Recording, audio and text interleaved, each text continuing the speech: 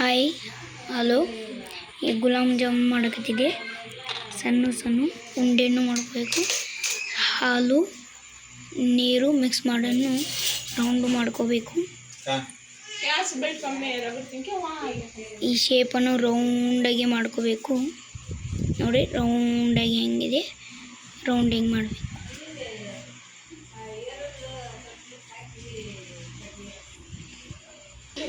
ಗುಲಾಬ್ ಜಾಮೂನ್ ರೆಡಿಯಾಗಿದೆ. ಇದರಲ್ಲಿ ಎಣ್ಣೆಗೆನಲ್ಲಿ ಕರಗಿಸ್ಬೇಕು.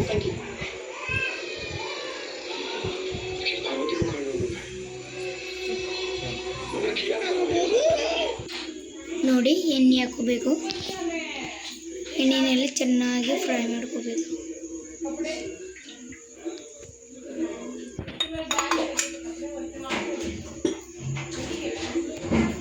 ಎಣ್ಣೆ ಸ್ವಲ್ಪ ಬಿಸಿಯಾಗಬೇಕು.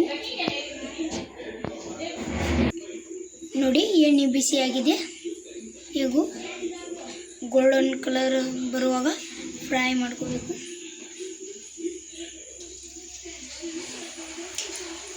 ಗೋಲ್ಡನ್ ಕಲರ್ ಬರಬೇಕು.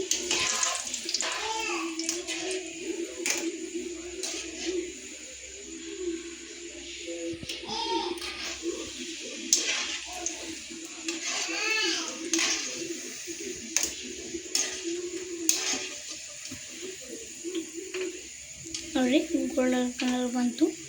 ಇದು ನಾವು ಸಕ್ಕರೆ ಪಾಕನಲ್ಲಿ ಹಾಕೋಬೇಕು. ಸ್ವಲ್ಪ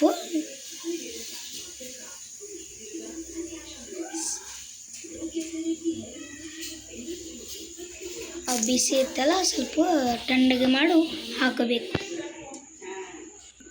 ನೋಡಿ ಹಿಂಗೆ ಥರ ಹಾಕಬೇಕು ಸಕ್ಕರೆ ಪಾಕ.